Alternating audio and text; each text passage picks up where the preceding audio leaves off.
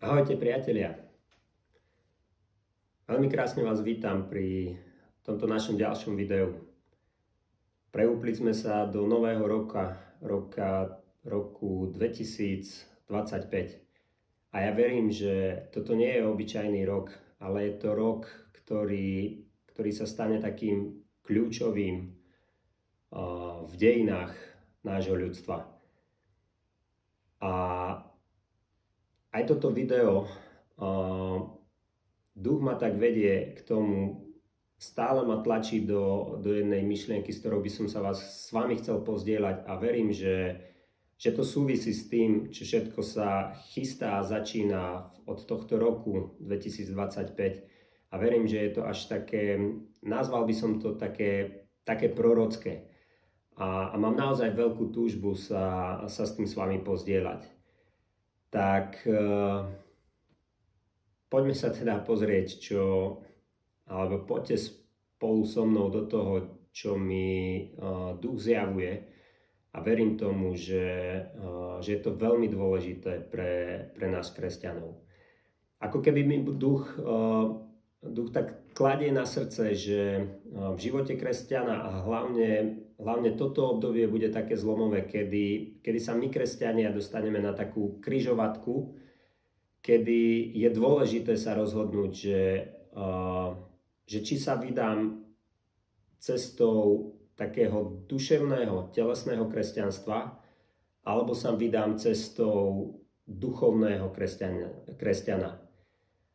Alebo ako som povedal, sa vydáme cestou, kedy sa zameriame na to naše duševno. To znamená, že sa zameriame na naše pocity, na videnie a staneme sa naozaj taký, ako sme sa predtým vo videách bavili, taký náboženský, taký telesný. Alebo naozaj na druhej strane sa rozhodneme, že ideme žiť naozaj v duchu, že začneme žiť život v duchu a necháme sa viesť našim duchom a necháme sa viesť Duchom Svätým. Začíname sa dotýkať pojmu, že čo je to vlastne život v duchu. Pre mňa v minulosti, keď som sa dostal k tej téme život v duchu, bola to taká téma, ktorá bola pre mňa veľmi lákavá. A aj teraz, keď si tak povieme, že žiť v duchu, kráčať v duchu, je pre nás viacerých si povieme, áno, to chcem. Ale poďme sa pozrieť na to, že čo to je vlastne ten život v duchu. Viete, my sme do toho vchádzali tak postupne a nevedeli sme, že to je život v duchu, ako keby nás tak postupne do toho vovádzal Duch Svätý. A keď to tak v jednoduchosti teraz poviem, tak mnohí si úplne nevieme predstaviť, že čo je to ten život v duchu, ale ono je to ako keby, nie ako keby, ja to nazvem veľmi jednoducho. Život v duchu rovná sa život vo viere. Kráčať vo viere. Že naozaj ak chceme žiť v duchu, my sa musíme naučiť žiť vierou. A na to, aby sme mohli začať žiť v duchu alebo žiť vierou, sú z môjho pohľadu také 3 podmienky. Že ono sa nedá začať žiť v duchu, pokiaľ poprvé nepoznám svojho Boha. Neviem, kto je môj Boh. A ja si musím naozaj uvedomiť a stotožniť sa s tým, že môj Boh je len a len dobrý. Že Boh, ktorého verím, je stelesnené dobro. Že on je láska, ktorá sa dáva a nie je nič iné, len dobrý. Kým ja naozaj toto úplne v srdci nepochopím, tak z môjho pohľadu nedokážem kráčať v tom duchu a v tej viere tak, ako by som sa v nej hýbať naozaj mal. Takou druhou podmienkou je takisto vedieť, kto je Kristus. Že kto to bol vlastne Pán Ježiš. Čo je to Pán Ježiš? Čo pre mňa vydobil, čo mám v ňom a kto ja naozaj v Ježišovi Kristovi som. A toto aj súvisí s ďalším pojmom, hej, s ktorým sa do budúca alebo v ďalšom videu verím, že pobavíme, je pojem nové stvorenie. Že ja v Kristovi som sa vlastne stal novým stvorením. A my si musíme naozaj uvedomiť, že čo je to nové stvorenie. Že ja si musím byť istý a vedomý toho, čo pre mňa vydobil Pán Ježiš Kristus. A na druhej strane musím vedieť, kto ja v ňom som. A viete, Božie slovo jasne hovorí, že keď sme sa znovu zrodili, že sme dostali nového ducha a ten duch v nás volá Abba Oče. To znamená, hovorí o tom, že sme sa stali Božími deťmi. A keď Pán Ježiš chodil tu po tejto zemi, tak Židia sa pohoršovali nad tým, keď sa nazýval synom Božím. Ale v skutočnosti my tým, že sme sa znovu zrodili v Kristovi, znovu zrodili z Krista, stali sme sa novými stvoreniami, sme sa takisto stali Božími deťmi. To znamená v jednoduchosti, aby som si ja vedel uvedomiť, že kto som naozaj v Kristovi, znamená v prvom rade, že som takisto Božím synom, ako bol aj Pán Ježiš. A môžeme smelo povedať, že kto som v Kristovi, že vlastne ako keby som dal rovná sa medzi Kristus a ja a dal som medzi to rovná sa. Že ja som vlastne to isté, čo bol Pán Ježiš Kristus, keď chodil tu po zemi. A to nechcem zobrať teraz z toho uhla pohľadu, že ja som spasiteľ, ale že ja som také isté Božie dieťa, ako bol on, keď chodil po tejto zemi. Viete, on keď začal účinkovať, keď chodil po tejto zemi, keď vyučoval svojich učeníkov, on si bol vedomý, že je synom Božím, že je Božím dieťaťom a čo všetko obnáša to, že on je Božím dieťaťom. A my si naozaj musíme takisto uvedomiť, že my sme rovnako Božie deti. To, čo robil Pán, on sám povedal, že budete robiť ešte väčšie veci, ako som robil ja. A naozaj je to tak, že ak my sme dedičia Božieho kráľovstva a sme Božie deti, tak smelo môžeme fungovať tak, ako fungoval Pán Ježiš v tomto svete. Viete, na budúce si to aj rozoberieme, že čo sa vlastne stalo na tom kríži a čo to vlastne znamená to nové stvorenie. Ale v jednoduchosti povedané, ak som novým stvorením, som tak, ako Ježiš Kristus, chodiaci po tejto zemi. Sám Pán Ježiš povedal, že my sme telom cirkvi a on je hlavou. Že on je hlava a my sme telo, my sme jeho údy. A keď si to naozaj sa nad tým tak zamyslíme a necháme, nech nám v tom duch začne hovoriť, nech nás v tom začne vyučovať, tak naozaj pochopíme, že my sme vlastne chodiaci Kristovia tu na tejto zemi. A vlastne aj Božie slovo hovorí, že my sme jeho údmi. Ak som ja jeho ruka, noha alebo ústa, to vlastne vo mne sa sám Pán Ježiš pohybuje tu v tomto svete. A my by sme naozaj sa mali hýbať tu v tomto svete a fungovať tak, ako fungoval on. A uvedomiť si, že my vlastne nesieme jeho, Pána Ježiša Krista. A pokračujeme v tom, čo on začal tu na tejto zemi. A treťou takou podmienkou, preto aby sme mohli kráčať v duchu, je z môjho pohľadu, a je to asi najdôležitejšie, ale dôležité sú všetky tri, je to, aby sme mali obecenstvo, aby sme mali vzťah s Duchom Svätým. Pretože ak chcem chodiť v duchu a nechať sa viesť Duchom Svätým, tak ja musím dobre poznať, kto je to Duch Svätý a mať s ním vzťah.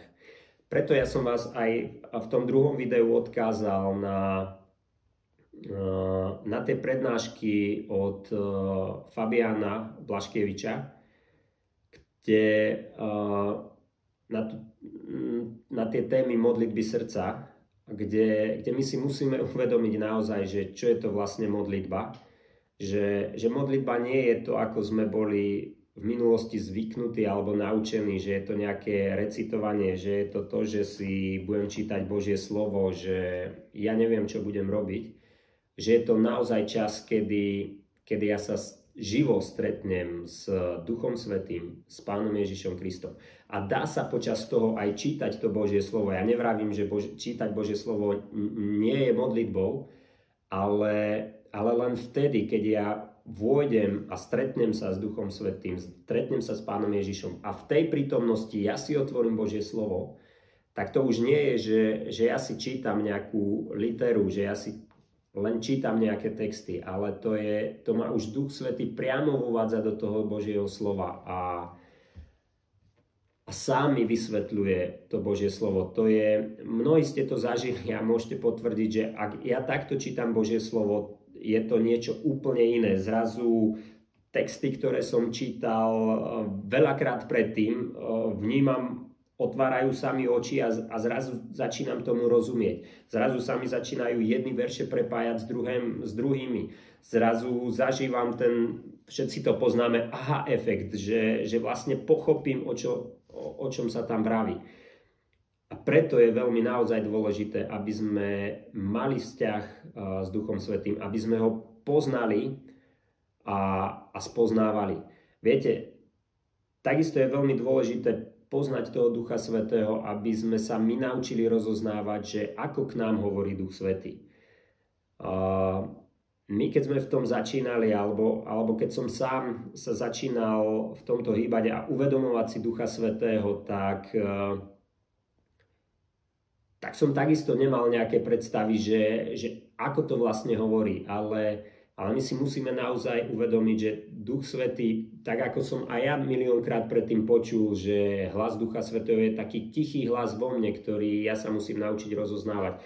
A takisto som tomu nechápal, až do určitého obdobia, kedy naozaj z tej Božej milosti nás sám Duch začal do toho vovádzať a začali sme to rozoznávať. A naozaj, ak potom budeme túžiť, tak sám Duch sa nám bude dať poznávať a bude nás učiť, aby sme sa naučili rozoznávať tie myšlienky, ten hlas Ducha Svätého. A ono to je naozaj ako taká tichá myšlienka. Ja keď si spomínam, ako to začínalo, že ja už kedysi dávno, keď sme sa obrátili, tak som sa zdieľal s tým, že verím tomu, že ak nás Duch, a to som vtedy nevedel, že čo je to vlastne Duch a že to hovorí ku mne Duch, ale že keď nás niečo nabáda k tomu, aby sme niečo urobili a my to neurobíme, tak už vtedy som sa zdieľal, hoď som tomu nechápal a vravel som, že je to veľkou chybou, ak my to neurobíme, pretože ak je to hlas Boží v nás a my neurobíme to, do čoho nás pozýva, tak automaticky ako keby sme ten hlas oslabili a na budúce ten hlas bude o mnoho slabší. A znova, ak ja ten hlas odmietnem, tak dokážem ako keby ten hlas sebe udúpať a nedokážem ho už rozlišovať. Na druhej strane, ak si ale toto začnem uvedomovať a začnem sa venovať tým myšlienkam, tým nápadom, ktoré prichádzajú, tak ja postupne, respektíve Duch Svätý mi postupne začne naozaj zjavovať, že to je on, kto ku mne hovorí. Ja začnem byť na tie myšlienky citlivejší a nechám sa ním viacej a viacej viesť. A naozaj to keď začínalo, to bolo, my sme si to vlastne uvedomili a skúsili sme to, vyskúšali sme to, že idem teda vyskúšať, či tieto myšlienky sú naozaj od Ducha Svätého. A išli sme do toho risku. A viete, ak sa ideme baviť, že ideme žiť v duchu a kráčať v duchu, kráčať vo viere, tak vlastne viera je ako keby, keď to tak jednoducho povieme, risk. Ja ak nezačnem aj v tejto oblasti riskovať, tak nikdy nezačnem chodiť vo viere. Ja sa ale rozhodnem, že idem risknúť a idem poslúchnuť ten tichý hlas alebo tú myšlienku alebo ten nápad, ktorý mi vtedy príde, tak jedine tak môžem zistiť, či je to naozaj hlas Ducha Svätého, alebo mi to len naozaj vychádza z brucha. A keď sme sa my toto rozhodli spolu aj s Miškou a začali sme do toho vstupovať, tak nám Duch Svätý začal jasne dávať najavo, že je to jeho hlas. A naozaj na začiatku to bolo také, že sme sa za niekoho modlili a zrazu len prišla nejaká myšlienka a ja v poslušnosti toho som naozaj povedal tie slova a ja som mohol vidieť následne na tých reakciách, že to, čo som povedal, sa niečoho dotklo. A naozaj som si začal uvedomať, že to nie je len obyčajná myšlienka, že za tým naozaj môže byť Duch Svätý. Že sme boli niekde na spoločenstve a také vnútorný pocit ako keby mal som také nutkanie niečo povedať alebo k nejakej téme sa vyjadriť. A ja keď som sa naozaj rozhodol, že to teda začnem poslúchať a uposlúchol som tie myšlienky, tak ja som naozaj videl, že tie veci, ktoré som povedal, že sa dotýkali druhých ľudí. Že im otvárali oči, že to, čo som povedal, bolo niečo, čo naozaj malo nejaký väčší dosah. Častokrát sa mi potom stávalo, že keď som sa pustil do toho, že začnem poslúchať tie myšlienky a začnem ich dávať na vonok, že sám som cítil, ako keby som to už ja nehovoril, ale ako keby naozaj zo mňa hovoril Duch Svätý. A to, čo som hovoril, zároveň budovalo aj mňa. A ja som si istý, že to nie je tak len so mnou, ale že to je naozaj s každým jedným z nás. Že ak sa rozhodneme, že sa necháme viesť Duchom Svätým a začneme počúvať tieto myšlienky, tak on sa nám dá spoznať a čím viacej do toho budeme vstupovať, budeme vedieť jasnejšie a jasnejšie rozoznávať, že je to jeho hlas a že to je ten hlas, ktorým sa máme nechať viesť. A viete, potom dojdeme do toho, že v noci sa zobudíte a príde taká myšlienka, že vstaň a choď čítať Božie slovo.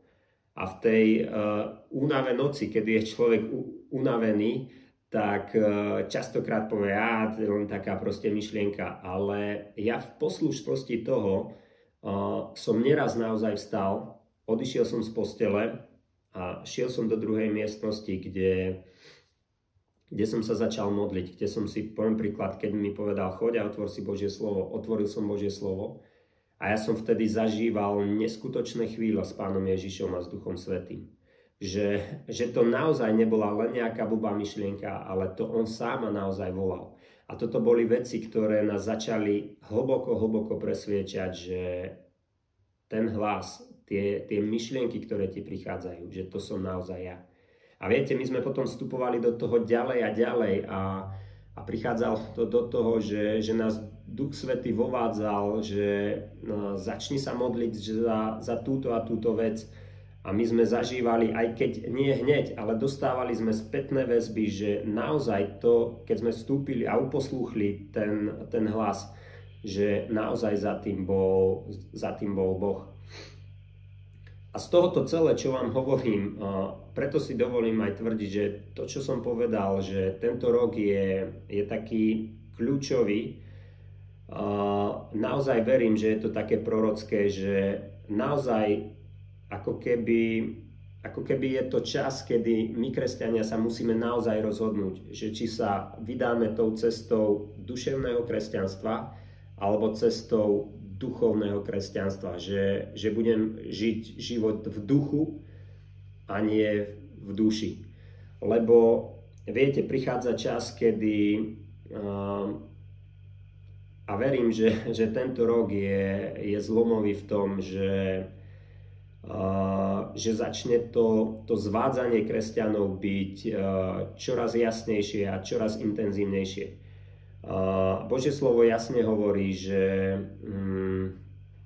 v tých posledných časoch povstane Antikrist a tých antikristov postáva čoraz viacej. Povstane veľa falošných prorokov, ktorí sa budú snažiť, aby zviedli, pokiaľ je to možné, aj tých vyvolených. A to zvodenie nebude len také, že také čitateľné, ako si my naozaj predstavujeme. Že to zvodenie bude častokrát v prejavoch moci. A preto je veľmi dôležité, aby my sme sa naučili kráčať v duchu a nie v duši, pretože ak ja budem kráčať svojimi pocitmi a svojou telesnosťou alebo v nejakej tej nábožnosti, tak ja sa veľmi ľahko nechám rôznymi tými znameniami, zázrakmi, divmi, možno aj učeniami nejakými veľmi ľahko zviesť.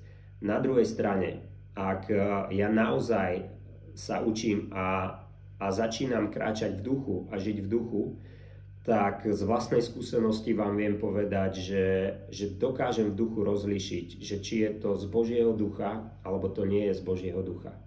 Viete, častokrát sa vám potom bude naozaj stávať, že vy si aj otvoríte nejakú prednášku, poviem príklad, na internete, tak ako napríklad teraz niektorí z vás ma sledujete, tak ak budeme žiť naozaj v duchu, tak v duchu dokážete rozlíšiť, že to, čo počúvam alebo pozerám, či je naozaj z Božieho ducha alebo nie. Tieto veci sa naozaj rozlíšiť dajú a čím viacej sa my budeme trénovať v tom, že budeme počúvať hlas Ducha Svätého, on naozaj bude tak hlboko v nás pôsobiť, že dokážeme rozoznať aj tie veci z vodu, ktoré sa budú diať a budú sa nás snažiť oklamať, my v duchu naozaj dokážeme rozlíšiť. Viete, človek, keď sa stretne s človekom, tak na prvý pohľad neviete, že či je to kresťan, či je to človek znovuzrodený alebo nie. Ale v duchu sa to rozoznať dá. Že vy sa s tým človekom začnete rozprávať a už po pár slovách, po pár vetách, vy viete naozaj rozlišiť, či je to človek znovuzrodený alebo nie. Takisto to, keď sme sa bavili, že by sme mali výjsť do tohto sveta a ukazovať tomuto svetu, kto je to Boh a dobrotu nášho Otca, tak naozaj ak budeme kráčať v duchu, tak my v tej chvíli budeme jasne vedieť a duch nám bude jasne hovoriť, čo mám povedať, o čom sa mám začať baviť. Preto, milovaní, naozaj si myslím, že je to, a smelo dokážem povedať, že je to až také prorocké na tento rok, že je veľmi dôležité pre mnohých z nás, ktorí ešte v tom duchu nechodíme, aby sme nad týmto začali uvažovať. Pretože verím, že to bude až také, že ak sa ja naozaj nerozhodnem kráčať v duchu a že sa začnem viacej zameriavať na toho ducha, tak ma to automaticky stiahne na tú druhú cestu v tej križovatke. Začne ma to ťahať do tej duševnosti, telesnosti alebo nábožnosti, kde sme odsúdení na to, že budeme veľmi ľahko zvedení. A preto, milovaní, vás chcem povzbudiť do toho, chcem vás povzbudiť do tej modlitby, do naozaj tej modlitby srdca, pretože je to niečo, čo nás začne neskutočne budovať. Ak ste to už niektorí vyskúšali, tak mi určite dáte za pravdu. A tí, ktorí ešte nie, tak vás naozaj povzbudzujem. Pozrite si tie témy modlitby srdca a začnime to praktikovať a uvidíte, ako to začne meniť náš duchovný život. Tak, priatelia, v krátkosti som sa s vami chcel podeliť o tom, do čoho ma tak duch tlačí a do čoho mi tak ukazuje, že je naozaj veľmi dôležité na tento rok. Tak všetkých nás chcem naozaj povzbudiť. Začnime sa zameriavať na to, kto sme v duchu, na to naše nové, kto sme v rámci toho nového stvorenia a na Ducha Svätého, ktorý nám je daný na to, aby nás smeroval a viedol a dovádzal do plnosti Pána Ježiša Krista. Tak teším sa aj na tento rok, ktorý nebude pre nás, skutočných kresťanov, nejakým postrachom alebo zastrašovaním, ale bude to rok, ktorý bude povzbudzením. Dokonca dovolím si tvrdiť, že ako keby Boh si už dopredu začal tieto veci pripravovať a to už nie je rok o nejakom tréningu alebo cvičení, ale všetky tieto veci verím, že Boh už v nás zasial a my len do nich máme teraz vstúpiť a začať sa v nich hýbať a začať v nich žiť. Tak, milovaní, vysúkajme si rukávy, tešme sa na to, čo je pripravené pre nás.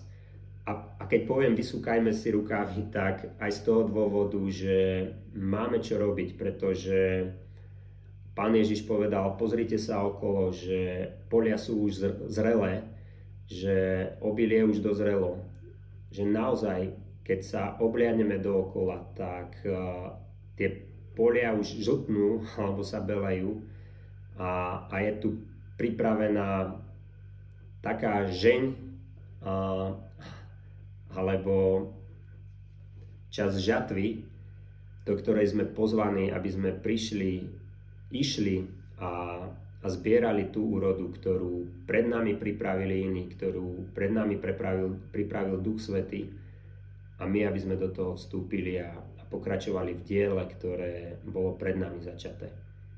Tak sa teším na zároveň aj ďalšie videá, ktorými sa spolu prevedieme aj na všetko to, čo je pre nás aj v tomto roku, aj do budúcna pripravené. Tak dovidenia, priatelia.